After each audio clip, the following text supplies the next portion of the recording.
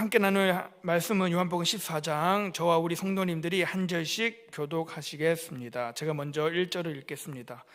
너희는 마음에 근심하지 말라. 하나님을 믿으니 또 나를 믿으라.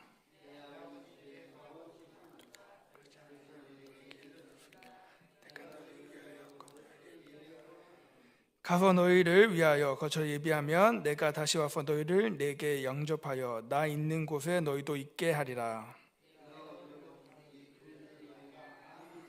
도마가 이르되 주여 주께서 어디로 가시는지 우리가 알지 못하거늘 그 길을 어찌 알겠사옵나이까.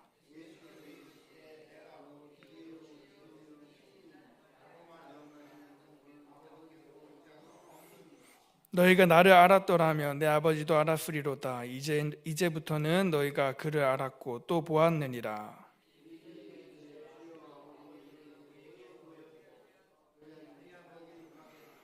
예수께서 이르시되 빌립아, 내가 이렇게 오래 너희와 함께 있으되 내가 나를 알지 못하겠느냐? 나를 본 자는 아버지를 보았거늘 어찌하여 아버지를 보이라 하느냐?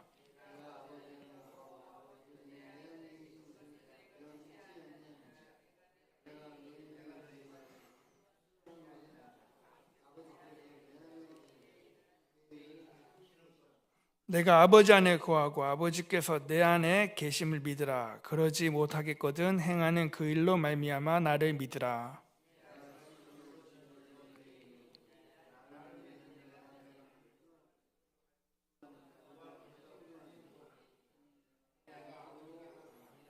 너희가 내 이름으로 무엇을 구하든지 내가 행하리니 이는 아버지로 하여금 아들로 말미암아 영광을 받으시게 하려 함이라.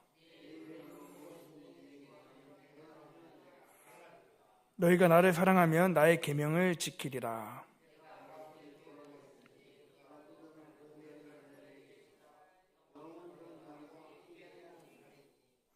그는 진리의 영이라. 세상은 능히 그를 받지 못하나니 이는 그를 보지도 못하고 알지도 못함이라. 그러나 너희는 그를 아나니 그는 너희와 함께 거하시며 또 너희 속에 계시겠음이니라.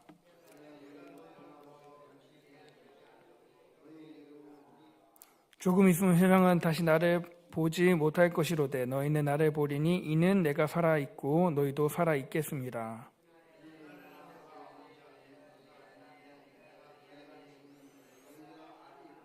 나의 계명을 지키는 자라야 나를 사랑하는 자니 나를 사랑하는 자는 내 아버지께 사랑을 받을 것이요 나도 그를 사랑하여 그에게 나를 나타내리라.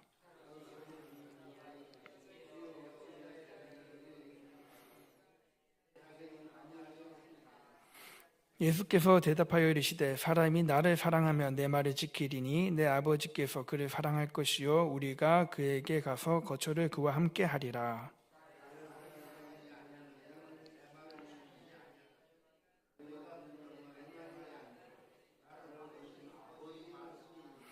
내가 아직 너희와 함께 있어서 이 말을 너희에게 하였거니와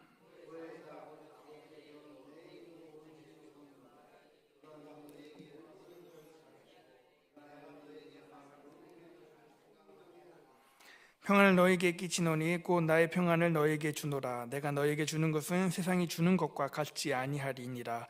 너희는 마음에 근심하지도 말고 두려워하지도 말라.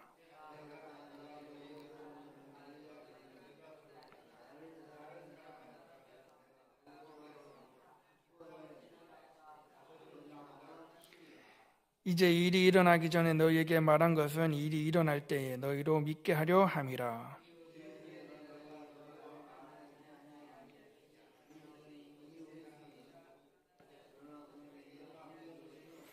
함께 읽겠습니다.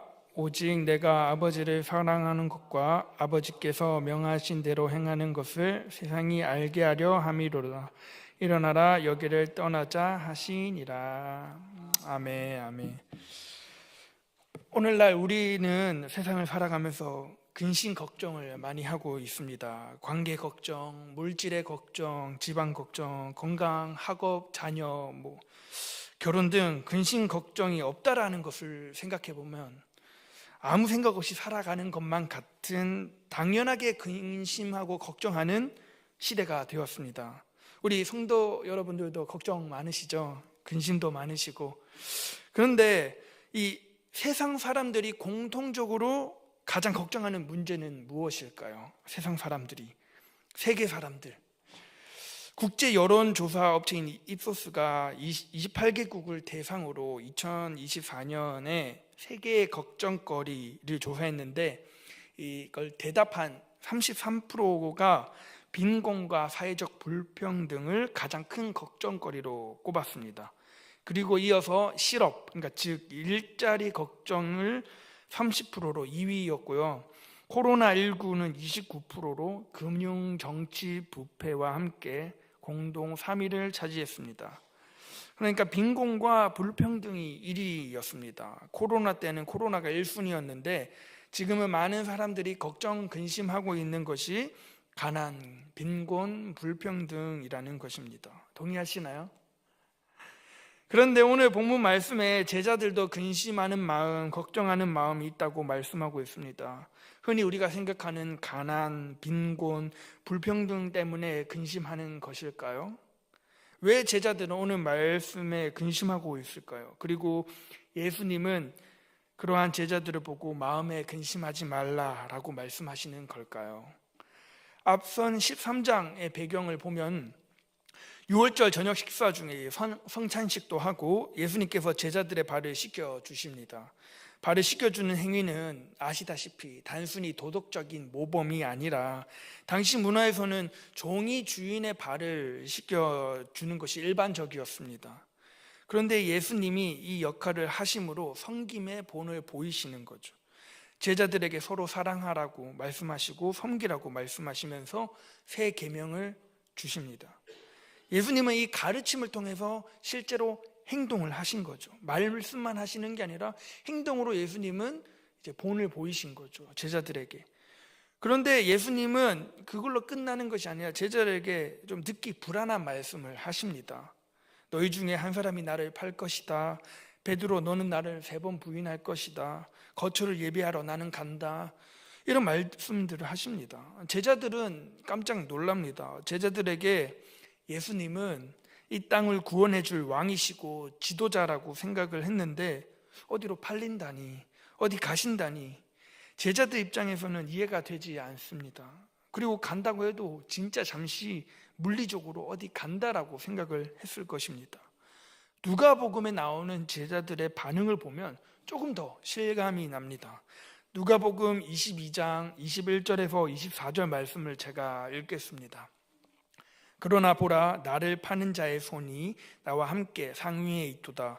인자는 이미 작정된 대로 가거니와 그를 파는 그 사람에게는 화가 있으리로다 하시니, 그들이 서로 묻되 우리 중에 이 일을 행할 자가 누구일까 하더라. 또 그들 사이에 그 중 누가 크냐 하는 다툼이 난지라. 아멘. 지금 예수님은 장차 십자가를 지러 가야 할 상황인데 제자들은 오히려 누가 더 크냐라고 말하고 있는 거죠. 이 유대인들을 구원해 주실 왕이시기에 예수님 옆자리가 중요했죠. 예수님의 옆자리를 차지하려고 누가 더 낫냐 하고 있고, 예수님의 말씀을 제대로 파악하지 못하는 제자들의 상황입니다. 지금 이러한 상황인데 다시 요한복음으로 돌아와서 베드로가 요한복음 13장 36절 37절에 이렇게 말하고 있습니다. 시몬 베드로가 이르되 주여 어디로 가시나이까? 예수께서 대답하시되 내가 가는 곳에 내가 지금은 따라올 수 없으나 후에는 따라오리라. 베드로가 이르되 주여 내가 지금은 어찌하여 따라갈 수 없나이까? 주를 위하여 내 목숨을 버리겠나이다. 아멘. 하지만 예수님은 이러한 베드로를 보고, 엄청나게 열심하고 또 예수님을 사랑했던 베드로를 보고 너는 나를 3번 부인할 것이야 라고 말씀합니다. 그러니까 완전히 지금 베드로도 제자들도 지금 다 난리가 난 것이죠. 예수님은 간다고 그러시고 한 명은 판다고 그러시고 베드로는 지금 3번 부인할 것이다. 아마 상상컨대 우왕좌왕하면서 이게 어떻게 된 일이야? 뭐 이제 끝나는 거야? 갈릴리부터 예수님을 따라서 예루살렘까지 왔는데 지금까지 다 좋았는데 이제 끝인가? 우리가 흔히 생각하는 빈곤과 불평등, 가난의 문제가 아니라 죽음과 직결된 이 제자들, 그동안 믿고 따랐던 예수님의 부재에 대한 불안이 이제 찾아오기 시작한 것입니다. 근데 그때에 예수님께 하신 말씀이 오늘 읽은 본문 말씀 1절에 너희는 마음에 근심하지 말라라고 말씀하고 계신 거예요.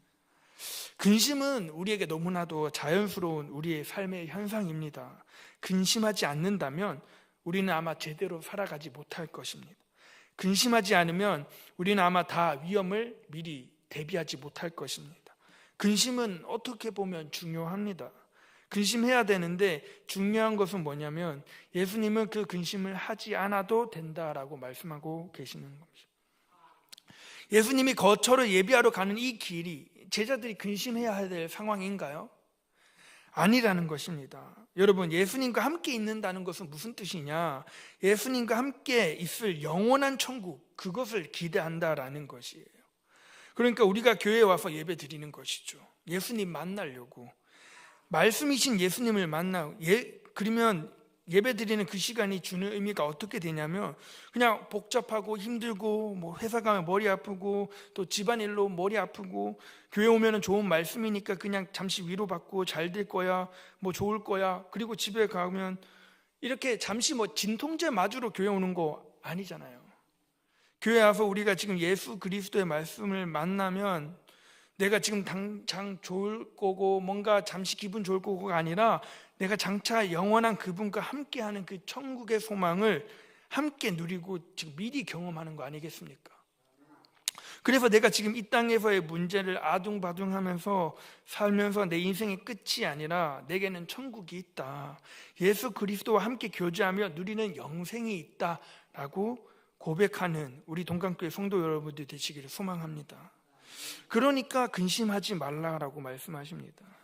이것을 우리가 다시 한번 깨닫고 붙잡고 교제하는 시간, 그것이 바로 또 예배이고 새벽 기도회고 수요 예배고 그러는 거 아니겠습니까? 그래서 너희는 지금 마음에 근심하지 말라. 근심할 수도 있죠. 그런데 그 근심이 너희 마음속 깊은 곳에 들어가서 너를 실망시키거나 실족시키거나 망하게 하면 안 된다라는 거예요. 여기서 중요한 것은 예수님이 지금 근심하지 말라라고 말씀하고 계신데 그러면 뭔가 약속을 해줘야, 근심하지 않게끔 만들어줘야 근심하지 않잖아요. 베드로에게 3번 부인한다고 하셨는데 부인 안 하게 해줄게 이렇게 말씀을 하시든지, 아니 부인하게 만드는 그 사람을 안 만나게 해줄게 걱정하지 마 이렇게 말씀을 하시면 참 좋을 텐데, 아니면 너희 중에 한 명이 나를 판다고 그랬는데 그것 때문에 근심하지 마, 그 사람들 나 못 팔게 만들게 이렇게 말씀하시면 참 좋을 텐데, 아니면 예수님께서 나 가는 거 취소하겠다, 나 안 갈게, 나 안 떠날게, 걱정하지 마 이렇게 말 들으면 참 위안이 되고 힘이 될 텐데, 우리 생각에는 이게 맞는 해결 방법인 것 같아요. 안 그럴게, 취소할게. 그런데 그게 아닙니다. 근심하고 있는 이 문제를 해결 안 해주시고 우리에게 이렇게 입장을 바꿔서 생각해보면 지금 당장 돈이 없어 죽겠는데 돈을 주셔야 되고, 내가 지금 자녀 학교생활 잘 못하고 있다면 학교생활 잘하게 해주시고, 취업 못하고 있다면 취업 잘하게 해주시고, 결혼할 수 있게 해주시고, 하나님이 해결해 주셔야 이게 해결이라고 저희는 생각하고 있습니다. 그런데 중요한 것은 내가 만약에 그 문제를 하나님께서 해결해 주시면 그 다음은요, 또 그 다음은 근심은 끝이 없습니다. 이 근심이 지금 해결된다고 해결되는 게 아니에요. 인간은 죄인이고 연약하고 간사합니다. 이게 해결되면 그 다음 근심, 그 다음 걱정을 하게 됩니다. 이 고비만 넘기면 탄탄대로일까요? 또 다음 고비가 있습니다. 그러니까 예수님께서는 우리에게 근심하지 말라고 하시는 것은 이 고비 하나 때문이 아닙니다. 지금 눈앞에 있는 이거 하나 해결해 줄 계획이 아니신 거죠. 예수님에게는. 베드로는 예수님 말씀대로 3번 부인합니다. 가룟 유다는 예수님 팔고요, 제자들은 뿔뿔이 흩어집니다. 예수님은 사라지십니다. 하나도 문제가 해결된 게 없습니다. 그런데 왜 근심하지 말라고 하는 것일까요? 지금 눈앞에 문제, 질병 또는 걱정, 이런 고비 하나 문제가 아니라 진짜 우리에게 위로, 우리에게 이 문제들과 해결돼야 할 해결들을 해결해야 될 문제가 뭐냐, 우리의 삶의 궁극적인 해결책이 뭐냐면 나중에 이 문제의 끝에 정말로 우리에게 다가올 하나님의 해결책에는 천국이 있다라는 것입니다. 하나님과의 회복이 영생에 있다라는 것이죠. 그게 진짜 우리의 위로라는 말씀입니다. 요한복음 14장 저희가 읽은 본문 말씀 2절 3절 말씀을 보면 내 아버지 집에 거할 곳이 많도다. 그렇지 않으면 너희에게 일렀으리라. 내가 너희를 위하여 거처를 예비하러 가노니 가서 너희를 위하여 거처를 예비하며 내가 다시 와서 너희를 내게로 영접하여 나 있는 곳에 너희도 있게 하리라. 아멘. 지금 내 아버지 집에 거할 것이 많도다. 이게 진짜 위로이고 진짜 문제를 해결해 주신다라는 것입니다. 우리 어린아이들, 갓난아이들, 유치원 아이들에게 근심은 뭘까요? 엄마 아빠가 내 눈앞에서 사라지는 거 아닐까요? 너무 싫은 거예요. 그게 유치원이나 어린이집 갈 때 나 유치원 가지 않을래, 어린이집 가지 않을래, 엄마 아빠 회사 가지 마, 이렇게 매달리게 됩니다. 근데 그 근심에, 그 아이들의 근심의 해결 방법은 무엇일까요? 아빠 회사 안 갈게, 엄마 회사 안 갈게, 너도 유치원 가지 마, 우리 함께 하자, 이걸까요? 아니요. 오늘 아빠가 회사 갔다 오면 딸이 좋아하는, 아들이 좋아하는 맛있는 거 사올게, 기다리고 있고 조금 있다가 더 행복하게 만나자, 이게 아마도 해결이 아닐까 싶습니다. 너도 유치원 잘 갔다 와, 우리가 나중에 다시 만날 거야. 아빠가 엄마가 출근을 해도 너랑 떨어지지 않아. 다시 만날 거야. 걱정하지 말고 유치원 잘 갔다 와. 걱정하지 말고 아빠 엄마 출근 잘 갔다 올게. 이게 해결이 아닐까요? 지금 당장 눈앞에 막 서운한 거, 내가 해결 안 된다고 하는 거에 목숨 거는 것이 아니라 우리에게 진짜 위로는 영원한 것을 위해 영원하지 않은 것을 포기할 줄 아는 천국이 있다라는 것입니다. 그런데 우리 보통 사람들은 교회에 와서 실망하는 게 무엇일까요? 실족하는 게 뭘까요? 지금 당장 하나님 내 병을 고쳐주지 않아서 나 지금 속상한데 하나님 나 모르시는 것 같아. 내 마음을 모르시는 것 같아. 하나님 나한테 관심 없는 것 같아. 내가 기도해도 하나님 응답이 없는 것 같아. 이것 때문에 솔직히 상처받는 거 아니겠습니까? 그런데 하나님의 진짜 위로는 천국이다라는 것입니다. 내 진짜 위로는 내 아버지 집에 거할 것이 많도다, 이것입니다. 우리 인생을 뛰어넘는, 그러니까 가장 필요한 진짜 위로, 우리의 삶의 기쁨과 평강이 예수님으로부터, 하나님의 그 천국으로부터 열리기를 소망합니다. 한번 생각해 보십시오. 우리가 이 땅에 아무리 열심히 살아도, 아무리 잘 살아도 만약에 죽고 끝이다, 갈 데가 없다, 그러면 진짜 이것만큼 인생에 불쌍한 게 또 어디 있을까요? 우리가 천국에 거할 곳이 있다라는 것을 믿는 순간, 그때부터 이 땅의 문제들은요 아무것도 아니고 다 이겨낼 수 있는 문제가 되는 것입니다. 애들이 놀이터에서 이렇게 놀다가 이제 엄마가 밥 먹으러 와라 하면은 아이들이 우르르 이제 집으로 돌아갑니다. 또 밖에 외출을 하고 이제 여행을 가던 밖에 있다가 또 집으로 오면은 보통 어떻게 얘기합니까? 역시 집이 좋아, 집이 최고야, 이렇게 얘기하지 않습니까? 우리가 이 땅에서 아무리 지든 이기든 돌아갈 곳이 있다라는 것은 얼마나 큰 위로인지 모릅니다. 갈 곳이 있다. 인생을 어디에 가치에 두어야 하는지 우리는 지금 살 때 그걸 몰라요. 우리 지금 당장 눈앞에 보이는 현실을 살다 보면. 그런데 그래서 돈 버는 게 최고고, 내가 인정받는 게 최고고, 명예가 최고고, 내가 떵떵거리는 게 최고인 줄 알고 살아가지만 그렇지 않다라는 것입니다. 예수님은 진짜 위로가 있는데 그것이 천국이고 그것이 영생이라고 말씀하고 계십니다. 그런데 그것을, 그 영생과 그 천국을 예비하러 가시는데 누가 가신다는 겁니까? 예수님께서 그 거처를 예비하러 가신다라는 것입니다. 그러니까 예수님이 지금 십자가를 지지 않으시면 그 거처는 우리에게 없다라는 것입니다. 예수님이 가셔야, 예수님이 십자가를 지고 죽으셔야만이 그 거처가 우리의 거처가 된다라는 것입니다. 하나님께서 이 일을 이루시기 위해 가장 중요한 열쇠를 예수님으로 삼으셨습니다. 그러면서 예수님이 뭐라고 하시냐면 3절입니다. 가서 너희를 위하여 거처를 예비하며 내가 다시 와서 너희를 내게로 영접하나 있는 곳에 너희도 있게 하리라. 아멘. 그러니까 예수님이 가서 그냥 끝이 아니라 다시 오신다라는 것입니다. 다시 오신 예수님을, 나를 위해서 죽으시는데 이 죽어 희생하는 예수님뿐만이 아니라 다시 오시는, 그러니까 즉 재림하는 예수님을 말씀하고 계십니다. 그러니까 다시 와서 너희를 내게로 영접하여 나 있는 곳에 너희도 있게 하리라. 보통 영접은 누가 하나요? 영접은 우리가 하는 거잖아요. 구주를 예수 구주를 영접하는 거잖아요. 그런데 우리가 예수님의 구주를 영접하면 예수님도 우리를 마지막 때에 다시 오셔서 우리를 영접하신다라고 말씀하고 계십니다. 사랑하는 동학교회 성도 여러분, 이 말씀을 문자 그대로 믿으시길 바랍니다. 이 땅에서 아무리 힘들어도 아무리 괴로워도 그냥 그게 끝이 아니라는 거예요. 주님이 분명히 그것을 나를 위해 지으셨고 내게 다시 오셔서 나를 영접해. 쉽게 얘기해서 예수님께서 우리를 모신다라는 거예요. 이게 말도 안 되는 얘기죠. 예수님이 어떻게 우리를 모셔요? 과분한 얘기죠. 엄청난 얘기입니다. 우리를 인도해 주셔서 주님이 있는 그곳에 우리도 있게 할 것이다 라는 것입니다. 말씀을 맺겠습니다.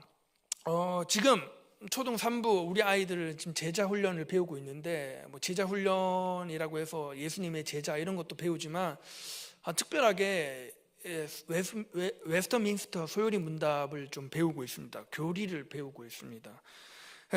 사람이 제일 된 목적이 무엇인가? 하나님을 영화롭게 하는 것, 그걸 영원토록 즐거워하는 것, 이것부터 시작해서 우리는 왜 사는가? 무엇을 배우며 살고 하나님, 예수님은 누구이신가? 무엇을 생각하며 살아야 되는가에 대해서 지금 아이들하고 잘 공부하고 있습니다.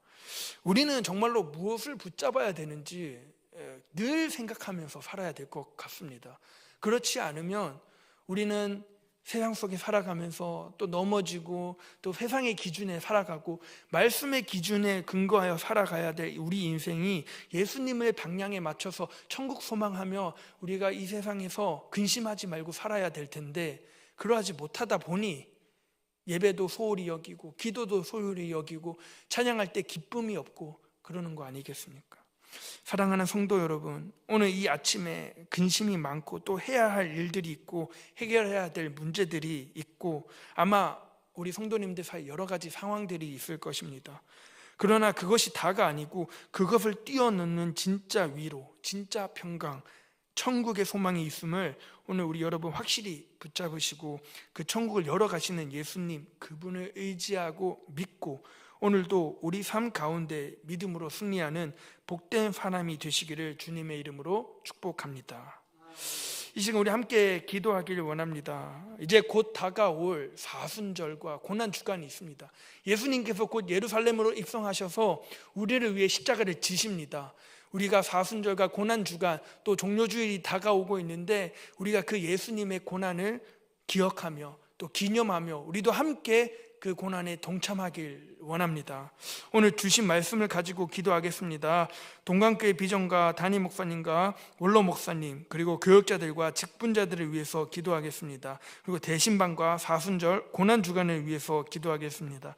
그리고 나라와 민족을 위해서 선교사님들을 위해서 우리 자신들의 기도 제목을 붙잡고 기도하겠습니다. 우리 주여 한번 크게 부르짖고 기도하신 후에 자유롭게 돌아가시겠습니다.